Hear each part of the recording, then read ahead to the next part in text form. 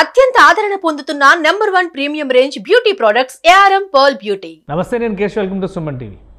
ఆంధ్రప్రదేశ్లో జనసేన పార్టీకి ఫిర్యాదుల వెల్లువ ఒక మోస్తరు నుంచి ఇప్పుడు తారస్థాయికి చేరినటువంటి పరిస్థితి. పైగా భూముల కబ్జాలకు సంబంధించినటువంటి కంప్లైంట్లే ఎక్కువ వస్తున్నాయని జనసేన పార్టీ అధికారికంగా ప్రకటించింది. ఈ అంశాలపైన స్పెషల్ ఫోకస్ పెట్టాలని ఆ పార్టీ యంత్రాంగానికి ఇప్పటికే అధినేత పవన్ కళ్యాణ్ డైరెక్షన్స్ ఇచ్చారు. మరోవైపు దేశంలో స్వాతంత్ర దినోత్సవానికి సంబంధించి జరిగేటువంటి సంబరాల గురించి మనకు తెలుసు. కానీ ఆంధ్రప్రదేశ్లో 34 ఏళ్లుగా పంచాయతీల్లో స్వాతంత్ర దినోత్సవాల నిర్వహణకి ఇస్తున్నటువంటి మొత్తం ఎంతో తెలిస్తే అందరూ షాక్ అవుతారు. ఈ మొత్తాలన్నింటినీ కూడా ఉప ముఖ్యమంత్రి పవన్ కళ్యాణ్ ఇప్పుడు రివైజ్ చేశారు. ఈ అంశం విశేషాలు ఏంటి, అలానే బాధితుల పక్షాన జనసేన నిలబడేటువంటి క్రమంలో ఎలాంటి చర్యలు తీసుకోబోతుంది, ఈ అంశాలపైన విశ్లేషణ చూద్దాం. జనసేన పార్టీ అధికార ప్రతినిధి రజనీ గారు మనతో పాటు ఉన్నారు. రజనీ గారు నమస్కారం. నమస్తే కేశవ్ గారు. రజనీ గారు, ఫస్ట్ ఈ ఫిర్యాదులకు సంబంధించి చర్చ విస్తృతంగా జరుగుతుంది. ఒక అఫీషియల్ నోట్ కూడా రిలీజ్ చేశారు. ఎక్కువగా భూ కబ్జాల కేసులే వస్తున్నాయి అనేది ఎలా పరిష్కరిస్తారు? ఈ సివిల్ ఇష్యూస్ అనగానే కోర్టులు కూడా పరిష్కరించే పరిస్థితి ఉన్నది. ఏళ్ల తరబడి అవి నలుగుతూనే ఉంటాయి. ఎటువంటి పరిష్కార మార్గాన్ని చూపించబోతున్నారు కొత్త ప్రభుత్వంలో? సార్, ముఖ్యంగా ఒక డిప్యూటీ సీఎం స్థాయి కానీ, మినిస్టర్లు కానీ, ఎమ్మెల్యేలు కానీ ఈ ఫిర్యాదులు చూస్తుంటే నాకు ఒకే ఒక్కడు సినిమా గుర్తొస్తుంది సార్. అర్జున్ గారు కూడా వన్ డేలో సీఎంగా ఏం చేయగలుగుతాను అంటే, జనాల బాధలు లేకపోతే జనాల స్పందన లేకపోతే వాళ్ళు ఎదుర్కొంటున్న ఇబ్బందులు తెలుసుకుంటే పరిపాలన ఎలా చేయాలో ఒక అవగాహన వస్తుంది అన్న మూమెంట్ అండి. ఒక్క రోజులో ఏం చేసేస్తాడా, రోడ్లు వేస్తాడా, ఇల్లు ఇంకోటి కట్టించేస్తాడా అంటే లేదు. ప్రజల స్పందన ఎలా ఉంటుందని తెలుసుకోవాలి. సో డిప్యూటీ సీఎం గా వచ్చినటువంటి పవన్ కళ్యాణ్ గారు మొదటి నుంచి, అంటే గత 10 సంవత్సరాల ఆయన ప్రతిపక్షం కానీ లేకపోతే ఏ ఎమ్మెల్యే లేకపోవడం కానీ, 2 చోట్ల ఓడిపోవడం కానీ, whatever it may be, జనాల్లోనే ఉన్నారు. జనవాణి ద్వారా జనాల సమస్యలు తెలుసుకున్నారు. ఈ రోజు ఒక అధికారంలోకి వచ్చారు, ఒక డిప్యూటీ సీఎం స్థాయిలో ఉన్నారు.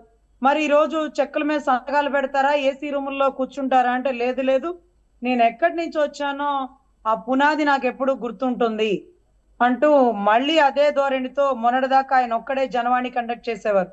కానీ ఇక ఎమ్మెల్యేల, మినిస్టర్ల లేకపోతే ఎంపీ హోదాలో ఉన్న వ్యక్తుల, రాజకీయంలో 30 ఏళ్ళు 40 ఏళ్ళు అనుభవం ఉన్న వాళ్ళ, వాట్ ఎవర్ ఇట్ మే బండి, వీళ్ళందరినీ రోడ్డు మీద టెంట్ కింద కూర్చోబెట్టి ప్రజల సమస్యలు అర్థం చేసుకునే విధానంలో ముందుకు వెళ్తున్నారు. ఇది నిజంగా చాలా ఒక స్పందన అండి, ప్రజా స్పందన. అంటే మనకు తెలుసు, గత ప్రభుత్వం కానీ ఇంకోటి కానీ స్పందన కంప్లైంట్ ద్వారా కలెక్టర్ల దగ్గరికి, ఎస్పీ దగ్గరికి ప్రతి సోమవారం వెళ్తాం. ఏ రకంగా స్పందిస్తారో చూస్తాం. స్పందించకపోతే హైకోర్టులో రిట్ ఆఫ్ మాండమస్ ద్వారా ప్రభుత్వం చేయలేని పనిలో లేకపోతే అధికారులు నిరక్షణంగా ఉన్న ధోరణిలో హైకోర్టులో ప్రశ్నిస్తూ ఒక ఆర్డర్ తీసుకొస్తాం, దాన్ని ఇంప్లిమెంట్ చేసామని అడుగుతాం. కానీ ఇక్కడ మినిస్టర్లు, ఎమ్మెల్యేలు మీ సమస్యలు ఏంటి అంటే ప్రతి ఒక్కరి సమస్య 100లో 90% ఇష్యూస్ పూర్తిగా భూదందా, భూ కబ్జా. అంటే ఇక్కడ ఈ భూమి నాది అండి, ఇదిగోండి డాక్యుమెంట్స్, ఇదిగోండి అడంగల్, ఇదిగోండి ఈసీలో ఉంది, నా భూమి మీద ఇంకొకరు ఉన్నారు అంటూ విజయవాడ, గుంటూరు, ప్రకాశం, కడప, కర్నూలు పరిసర ప్రాంతాల్లో ఉంటుంది. కానీ వైజాగ్ పరిసర ప్రాంతాలు, విజయనగరం, ఇకపోతే శ్రీకాకుళం, వీటన్నిటికీ భూములకి పట్టాలు అవి చాలా తక్కువ ఉంటాయండి. కానీ 30 ఏళ్ల నుంచి 40 ఏళ్ల నుంచి వంశపారంపర్యంగా వాళ్ళే ఉంటారు.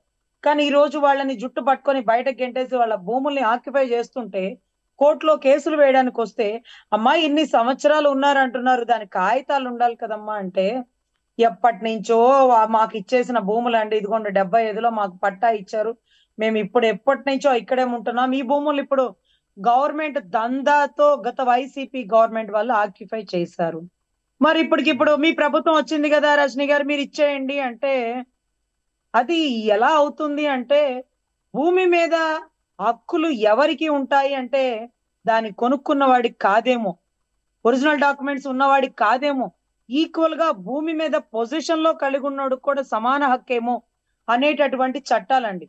ఇప్పుడు భూమి నీదే అవ్వచ్చయ్యా, పొజిషన్ లో ఎవరున్నారని అడుగుతారు సర్వసాధారణంగా. పొజిషన్ లో ఇంకొక అధికారికంగా అలాట్ చేసినటువంటి భూముల్ని కూడా కబ్జా చేశారు అని మాజీ సైనికులకి సంబంధించిన ఇవన్నీ కూడా ఫిర్యాదులు వస్తున్నాయి. వీటిపైన ఒక ప్రాపర్ యాక్షన్ ప్లాన్ ఉండాలి. ఈ ఫిర్యాదులు తీసుకున్న తర్వాత నెక్స్ట్ స్టెప్ ఏంటి, ప్రభుత్వం ఏం చేయబోతుంది అనే దాని మీద ఇంతవరకు ఒక క్లారిటీ రాలేదు. ఫిర్యాదులు వస్తున్నాయి, దానికి సంబంధించిన రిపోర్ట్స్ మీడియాలో వస్తున్నాయి. నెక్స్ట్ స్టెప్ ఏంటి, ఏ విధంగా వాటిని క్లియరెన్స్ చేస్తారు, దీనిపైన ఒక వ్యూహం ఏమైనా ఉందా? సార్, వ్యూహం అనే పదం మీకు బాగా అలవాటు. ఆ వ్యూహ ప్రణాళిక ఏదైతే పవన్ కళ్యాణ్ గారికి ఉందో దాని ప్రకారం అధికారులకి ఇమీడియట్ గా కాల్ చేసి పలానా ఏరియా ఎస్పీనా ఈ కంప్లైంట్ ఎందుకు మీరు పర్సూ చేయట్లేదు, దీన్ని ట్రెస్ పాస్ కింద ఎందుకు కట్టట్లేదు, పొలం గొడవ కాదే, అతని మీద ఇతను దాడి చేసి గాయపడ్డాడే, ఇతను హాస్పిటల్లో అడ్మిట్ చేశాడే, ఎమ్మెల్సీ ఉంది కదా, మరి అతనికి ఎందుకు మీరు అటెంప్ట్ మర్డర్ సెక్షన్ కట్టట్లేదు, లేకపోతే 324 326 ఎందుకు పెట్టలేదు, లేకపోతే అతని భూమిలోకి ఇతను వచ్చాడు కదా ట్రెస్ పాస్ కేసు కింద ఎందుకు కట్టలేదు అంటే ప్రతిదీ పోలీసులు ఎక్కడ తప్పించుకోవాలో, అంటే ఎక్కడ నెగ్గాలో కాదు తెలిసిన వాడు ఎక్కడ తగ్గాలో అన్నట్టుగా ఈ పోలీసులు అన్నిట్లో ముందుంటారండి. పుట్టప్పుడు కేసు చేయండి రా బాబోయ్ అంటే ఇది సివిల్ కేసులు మేము చూడమంటారు. అవతల వైపు నుంచి ఫోన్లు వస్తాయి. యువతల వైపు నుంచి ఇంకొక రకంగా ఉంటే లేదు లేదు అన్నిట్లో తలదూరుస్తామంటూ చాలా విషయాల్లో కోర్టు ద్వారా సస్పెండ్ అయిపోయిన పోలీసులను కూడా మేము చూసామండి. మోరోవర్ ఇక్కడ పోలీసులు ట్రెస్ పాస్ కట్టమంటే మేము కట్టము, ఇది సివిల్ కేసు, కోర్టుకు పొండి అంటున్నారు. అంటే 5 ఏళ్ళు 10 ఏళ్ళు కోర్టులో పడిపోవాల్సిందే. అరే వాళ్ళ ఇంట్లోకి అవతలోడు వస్తుంటే అది ట్రెస్ పాస్ ఎందుకు కట్టారు సార్, ఇంటి డాక్యుమెంట్స్ వీళ్ళవే కదా, వీళ్ళే కదా ఎప్పటి నుంచో ఆ ఇంట్లో ఉంటున్నారంటే లేదండి, వీళ్ళు ఏదైతే ఆక్యుపై చేసే రౌడీలు ఓనర్లను ఇంట్లోంచి గెంటేయచ్చు, కానీ రౌడీలు వచ్చి ఆ ఇంట్లో ఉంటే మాత్రం కోర్టు ద్వారా ఆర్డర్లు తెచ్చుకొని అప్పుడు ఆ ఇల్లు వెకెట్ చేయాలట. ఆ ఇల్లు గాని స్థలం గాని ఖాళీ స్థలాలు చూస్తే చాలు గౌరవ్ జగన్మోహన్ రెడ్డి గారి కన్ను కుట్టేసిద్ది. ఇమీడియట్ గా టెంట్లు గట్రా వేసేసి దాంట్లో ఒక పని వాళ్ళనో ఇంకొకళ్ళనో పెట్టేసి ఆ భూమిని ఆక్యుపై చేసేస్తారు. వాళ్ళని అక్కడి నుంచి కదల్చాలంటే కోర్టు ఆర్డర్ తీసుకురమ్మంటారు.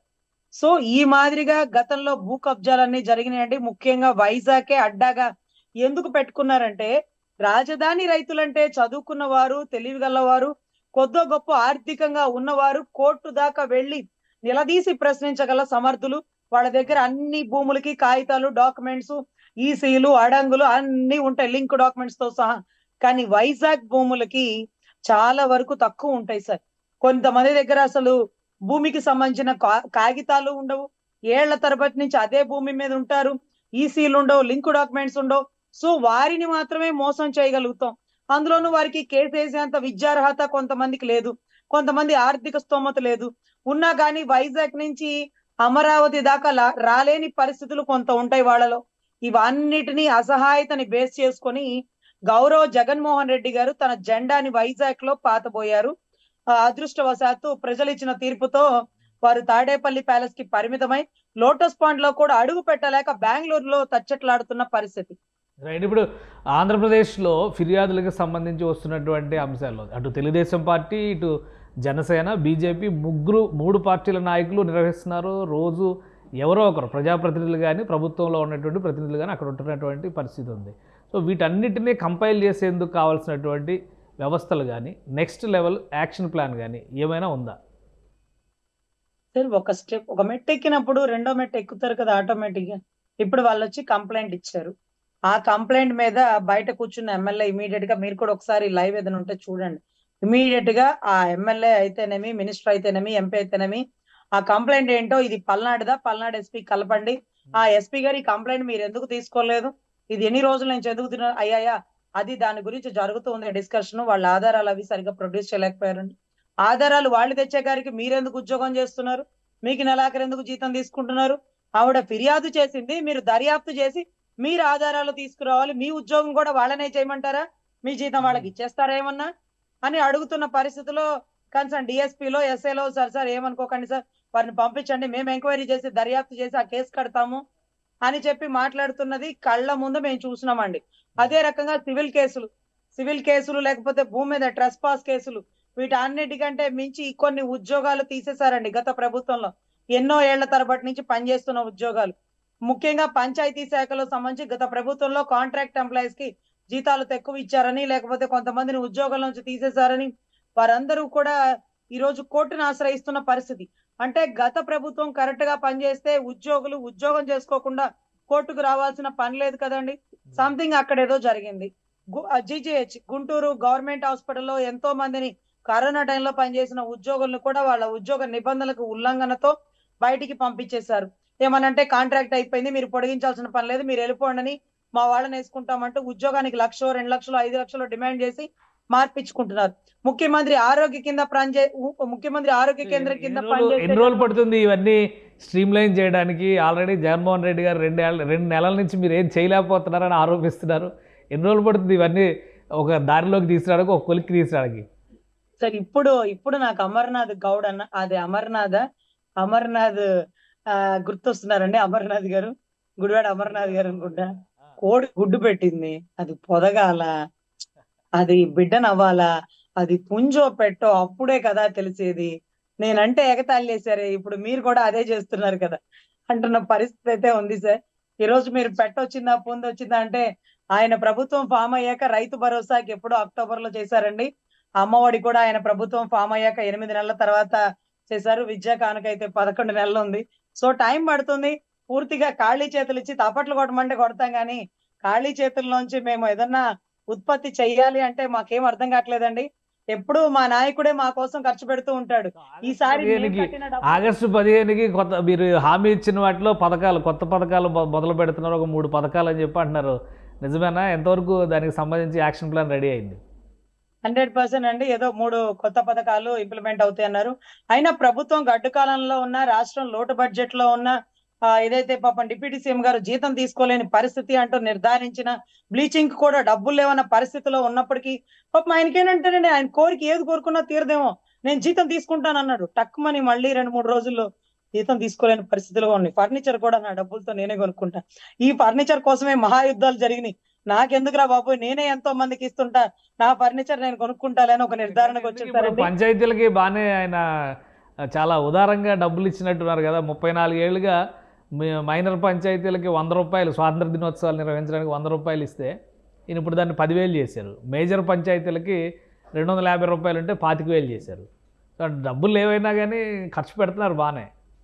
సరే, గతంలో ప్రభుత్వం మీద తిరగబాటు చేసింది సర్పంచులు సార్. సర్పంచులు అనే వాళ్ళు ఆ ఊరికి వాళ్లే హీరోలు సార్.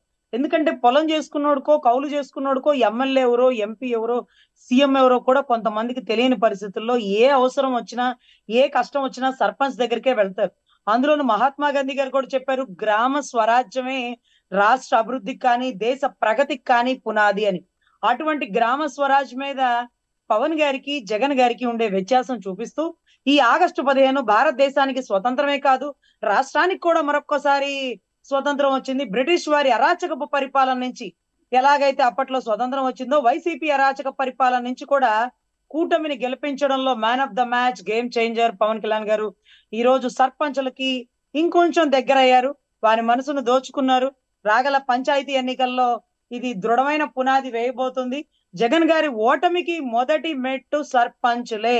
ఓకే, పంచాయతీలను బలోపేతం చేస్తాం అనేటువంటి మాట పవన్ కళ్యాణ్ గారు చెప్పారు. ఆర్థికంగా ఒక పరిపుష్టి కల్పిస్తా ఉన్నారు. మొదటి అడుగు అనుకోవాలా ఇది ఇప్పుడు స్వాతంత్ర దినోత్సవాల నిర్వహణకి ఇచ్చినటువంటి నిధుల్ని? అఫ్కోర్స్ సార్, మొదటి అడుగే అనుకోవాలి. కానీ ఇంకా కూడా వేయాల్సిన అడుగులు చాలా ఉన్నాయి. ముఖ్యంగా రోడ్లు వేయలేని పరిస్థితుల్లో ఈ రోజు ఒక ఎమ్మెల్యే రోడ్లు వేయాలని అడుగుతుంటే వేయలేని పరిస్థితుల్లో, డబ్బు లేని పరిస్థితుల్లో ఖజానాని తీసుకొచ్చిన దౌర్భాగ్యుడు సమాధానం అసెంబ్లీలో కూర్చొని చెప్పకుండా ఢిల్లీలోకి వెళ్ళి మాట్లాడుతున్నాడు.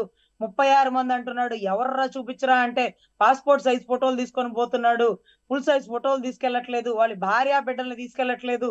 వారికి నష్టపరిహారం ఇస్తామన్నా వారిని ప్రభుత్వానికి చూపించట్లేదు, దాచిపెట్టుతున్నారు అంటున్న పరిస్థితి అయితే నెలకొనిందండి. ఎనీవే, ఏదైతే రాష్ట్రం గడ్డు కాలం నుంచి కాపాడవలసిన బాధ్యత ఈ రోజు క్యాపిటల్ అమరావతిదండి. ఈ రోజు అమరావతి సంపదని సృష్టిస్తుంది. సెల్ఫ్ ఫైనాన్స్డ్ క్యాపిటల్ అది. సో ఎనీవే, ఈ ఖజానా గండి పడిపోతుంది. సో 1వ తారీఖు జీతాలు వచ్చినాయి, వయోవృద్ధులకి పెన్షన్ వచ్చింది. 1వ, 2వ సర్కార్ వారిపాట అన్న జగన్మోహన్ రెడ్డి గారు ఒక పక్కన, ఒకేసారి 1000 రూపాయలు పెంచిన చంద్రబాబు గారు, పవన్ కళ్యాణ్ గారు, లోకేష్ గారు ఒక పక్కన. ఆ పక్కన ఉంటావా, ఈ పక్కన ఉంటావా అంటే రాష్ట్ర ప్రజలు ఈ పక్కనే ఉంటున్నారు. ఎనీవే, ఈ రంగస్థలంలో ఇప్పుడే తెరలేపారండి. వచ్చింది కూడా 2 నెలలు. ఈ రంగస్థలంలో మీ పాత్రలేండి? నామినేటెడ్ పోస్టులు ఇస్తామని చెప్పారు అంటున్నారు. ఎంతవరకు వచ్చింది? దానికి సంబంధించి టీడీపీ పొలిట్ బ్యూరో సమావేశంలో కూడా కష్టపడ్డ వాళ్ళకి ఎవరిని కూడా ఉపేక్షించు, అందరికీ అవకాశం కల్పిస్తా ఉన్నారు. ఏంటి జనసేన పార్టీ ప్లాన్ ఏంటి దీని మీద? Sir 100% sir. నిన్న కూడా నాగబాబు గారు ఒక డిస్కషన్ లో కూడా చెప్పారు, పార్టీకి కష్టపడిన ప్రతి ఆడపిల్ల ఆ బిడ్డ స్థాయిలో కూర్చోబెడతాం, దాంట్లో ఎటువంటి సందేహం లేదు. నామినేటెడ్ పోస్ట్ ని అందరినీ అప్లై చేయమంటున్నారు. చాలా మంది సార్ అప్లై చేసే ధైర్యం మాకు ఉండదు సార్, ఎందుకంటే మా నాయకుడికి ఒకళ్ళ ఏమనుకుంటారో అనే భయంతో చాలా మంది అసలు నామినేటెడ్ పోస్టులు అప్లై చేయలేదండి. కళ్యాణ్ గారు అడిగారు మొన్న, ఏవి ఎంతమందివి నామినేటెడ్కి వచ్చినాయి అంటే, ఇంతమంది ఏంటి, మిగతా వాళ్ళు ఎందుకు పెట్టలేదంటే చాలా మందికి ఆయన ఏమనుకుంటారో, పదవి ఉంటేనే పనిచేయాలా, పదవి లేకపోయినా పనిచేద్దాం అన్న మనసులో స్థానం ఉంటే చాలు, ఆ సైరన్ కార్లు మనకెందుకు, ఆ బుగ్గ కార్లతో మనకేం పని అని వెనక్కి తగ్గుతుంటే, లేదమ్మా అది మీ బాధ్యత, ప్రతి ఒక్కరూ నామినేటెడ్ పోస్ట్ కి అప్లై చేయండి, మీ మనసులో ఏముందో నాకెలా తెలుస్తుంది, మీరు కావాల్సిన పోస్టులు అప్లై చేయండి, దాన్ని బట్టి ప్రతి ఒక్కరికి అండి. ఇప్పుడు మీరు అరుణ గారికి వచ్చిద్దా, రజనీ గారికి వచ్చిద్దా, కీర్తనకు వచ్చిద్దా, శివపార్వతి గారికి వచ్చిద్దా, ఇవన్నీ కాదండి, ప్రతి ఒక్కరికి సముచిత స్థానం కల్పిస్తామని నాగబాబు గారు ప్రామిస్ చేశారండి. అందరూ ధైర్యంగా ఉండొచ్చు, సంతోషంగా ఉండొచ్చు. ఇప్పుడు ప్రభుత్వం మనది, ఇన్ని సంవత్సరాలు కష్టపడ్డాము, ఏ రోజు వెలుగులోకి రాలేదు. ఈ రోజు జనసేన ఒక స్థాయిలో ఉంది. 2 కూటమిలు అంటే సెంట్రల్ కానీ ఇటు టీడీపీ కానీ మంచి స్థానం సంపాదించుకుంది కాబట్టి అందరూ మంచి స్థానంలో ఉంటారని మనస్ఫూర్తిగా కోరుకుంటున్నామండి. రైట్, థ్యాంక్ యూ రజనీ గారు, మీ అభిప్రాయాలు తెలియజేసినందుకు. ఇది జనసేన పార్టీ నిర్వహిస్తున్నటువంటి జనవాణి కార్యక్రమానికి ఫిర్యాదుల వెల్లువ వస్తుంది. అందులో ఎక్కువ శాతం భూ కబ్జాలకు సంబంధించినటువంటి కంప్లైంట్లే వస్తున్నాయి. సైనికులు, మాజీ సైనికులు అనే తేడా లేకుండా ప్రతి ఒక్కరి దగ్గర కూడా దోపిడీ జరిగింది. దానికి సంబంధించినటువంటి ఆధారాలని సేకరించే పనిలో కూటమి ప్రభుత్వం ఉంది. ఖచ్చితంగా చర్యలు తీసుకుంటాం సంబంధిత వ్యక్తులపైన అని రజనీ గారు చెప్తున్నారు. మరోవైపు స్వాతంత్ర దినోత్సవానికి సంబంధించి ఇచ్చినటువంటి నిధుల పెంపు కార్యక్రమం అనేది రాబోయే రోజుల్లో పంచాయతీలకి, స్థానిక సంస్థలకి స్వావలంబన నిధులకి సంబంధించినటువంటి ఆర్థికపరమైనటువంటి స్వేచ్ఛనిచ్చేటువంటి అంశంగా చూడాల్సి ఉంటుందని ఆమె విశ్లేషిస్తున్నారు. ఇది special discussion. Keep watching. Suman టీవీలో మీ పర్సనల్ అండ్ బిజినెస్ ప్రమోషన్స్ కోసం కింది నెంబర్కి కాంటాక్ట్ చేయండి.